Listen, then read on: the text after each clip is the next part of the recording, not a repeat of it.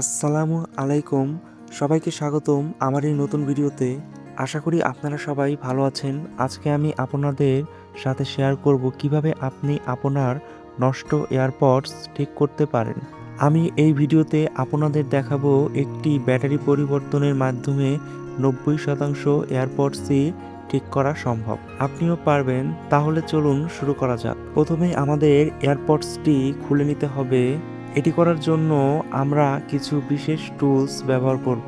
হ্যাঁ, তবে এই কাজটি করার সময় কিছুটা সতর্কতা অবলম্বন করা আবশ্যক, যাতে আমাদের এয়ারপডসের অন্য কোনো অংশ ক্ষতিগ্রস্ত না হয়। ইয়ারবাডসটি খোলা হয়েছে। এখানে ব্যবহার করা হয়েছে 3.7 ভোল্ট লিথিয়াম পলিমার ব্যাটারি। ব্যাটারিটি আমরা এখন মাল্টিমিটার দিয়ে পরীক্ষা করে দেখব ব্যাটারিটি ভালো আছে নাকি নষ্ট হয়ে গেছে। মাল্টিমিটারের পজিটিভ প্রুফ এবং নেগেটিভ প্রুফ ব্যাটারির নেগেটিভ ও পজিটিভ পয়েন্টে সংযুক্ত করে দেখা যাচ্ছে 0.03 ভোল্ট, তার মানে ব্যাটারিটি সম্পূর্ণ নষ্ট। ইয়ারবাডসের ব্যাটারিগুলো কোথা থেকে কিনবেন? ইয়ারবাডসের ব্যাটারিগুলো দারাজ থেকে খুব সহজে কিনতে পারবেন, কিন্তু দারাজে বিভিন্ন মডেলের ব্যাটারি পাওয়া যায়।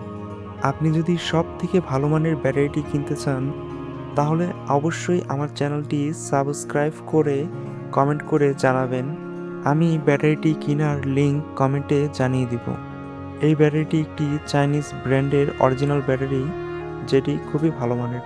এখন এই নতুন দারাজ থেকে কিনা ব্যাটারিটি ভোল্টেজ মাল্টিমিটার দিয়ে পরীক্ষা করে দেখানো হবে।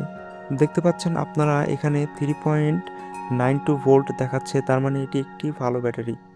নতুন ব্যাটারিটি সংযুক্ত করার আগে পুরাতন ব্যাটারিটি খুলে নিতে হবে।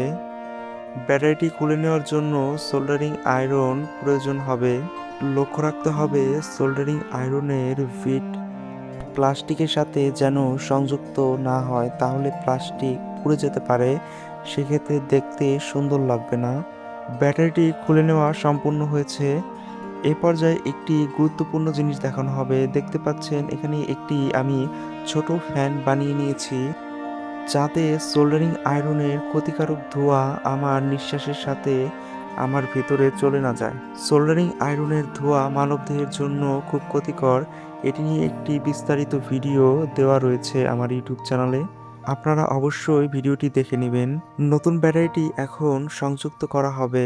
নতুন ব্যাটারি সংযুক্ত করার সময় একটি বিষয় লক্ষ্য রাখতে হবে, যেন ব্যাটারির পজিটিভ নেগেটিভ ভুল কানেকশন না হয়।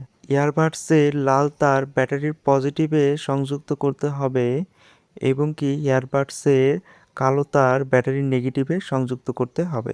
আমার এই ইয়ারবাডসের এক পাশের বাডসই নষ্ট ছিল, সেটি আমি রিপেয়ার করে নিলাম খুব সহজে, মাত্র 50 টাকায়। এখন ইয়ারবাডসটি আমরা পুনরায় আগের মতো সংযুক্ত করে দিব। এখানে সুপার গ্লু আঠা ব্যবহার করা যাবে না।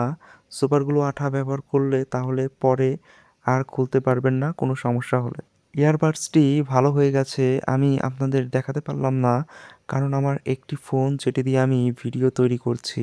কমেন্ট করে জানাতে পারেন আপনি ভিডিওটি কোথা থেকে দেখছেন, এবং কি আমার চ্যানেলটি অবশ্যই সাবস্ক্রাইব করে রাখবেন এরকম আরও ভিডিও দেখার জন্য।